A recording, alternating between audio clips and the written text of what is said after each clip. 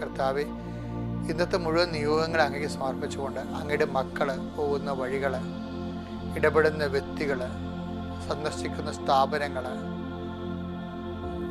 ഇടപെടുന്ന എല്ലാവിധ ജീവിത സാഹചര്യങ്ങളും സഞ്ചാരിമാതാവി സമയത്തിൻ്റെ അധികാരി അമ്മയുടെ സാന്നിധ്യം കൊണ്ടാണ് പ്രാർത്ഥിക്കുന്നത്. ഉടമ്പടിയുടെ ഏറ്റവും വലിയ വാഗ്ദാനം, I will be with you wherever you go. നീ എവിടെ പോയാലും എൻ്റെ സാന്നിധ്യം നിന്നോട് ഉണ്ടായിരിക്കും. കർത്താവ്, ഞങ്ങളത് വിശ്വസിക്കുന്നു.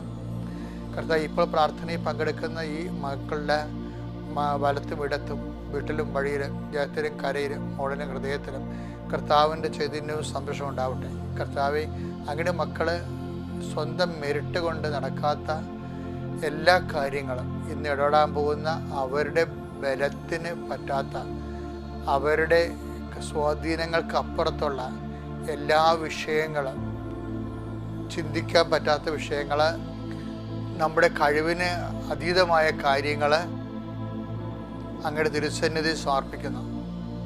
കർത്താവ്, നിൻ്റെ വിശുദ്ധമായ തിരുവാർന്ന വലതുകരം അങ്ങയുടെ മക്കളുടെ ശിരസിൽ വെക്കണമേ. സന്ധിബന്ധങ്ങളിലും മാംസപേശികളിലും രക്തഞരമ്പുകളിലും ശരീരകോശങ്ങളിലും കർത്താവിൻ്റെ രക്തം പടരട്ടെ.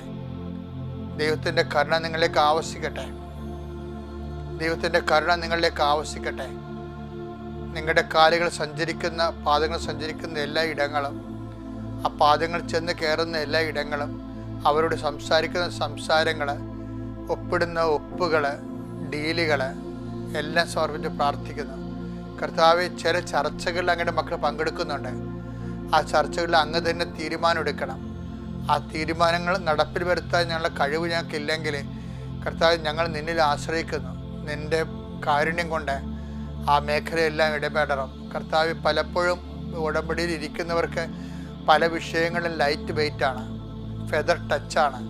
അതുപോലെ കർത്താവെ, ഒരു തൂവലിൻ്റെ ലാഘവത്തിൽ എല്ലാം ഭാരലഘുത്വം കൊടുക്കണമെന്ന് പ്രാർത്ഥിക്കുന്നു. ദൈവത്തിൻ്റെ കരുണ നിങ്ങളെ ആവശ്യിക്കുകയും ഉടമ്പടിയുടെ വാഗ്ദാനങ്ങളായ ഭാരലഘുത്വവും സമയച്ചുരുക്കവും നിങ്ങളുടെ ജീവിതത്തിൽ അവകാശവും ഓഹരിയുമാകട്ടെ. നിങ്ങൾ ചെയ്യേണ്ട കാര്യം നിങ്ങൾക്ക് വേണ്ടി കർത്താവ് ചെയ്യാനും, പിത്തള വാതിലുകൾ നിങ്ങൾക്ക് വേണ്ടി തുറക്കപ്പെടാനും, ഇരുമ്പ് ഓടാൻപുകൾ നിങ്ങൾക്ക് വേണ്ടി തകർക്കപ്പെടാനും കർത്താവിൻ്റെ കാരുണ്യം നിങ്ങൾ ആവശ്യിക്കട്ടെ. കർത്താവ്, നിന്റെ നാമത്തിൻ്റെ വലിയ ഭക്തിയുള്ള വിശ്വാസികളായി മാറാൻ, കർത്താവ്, നിന്റെ നാമത്തിൻ്റെ മഹത്വത്തിനായി സുവിശേഷത്തിൻ്റെ സാക്ഷികളാകാൻ അങ്ങയുടെ മക്കളെ നീ ആശീർവദിക്കണം.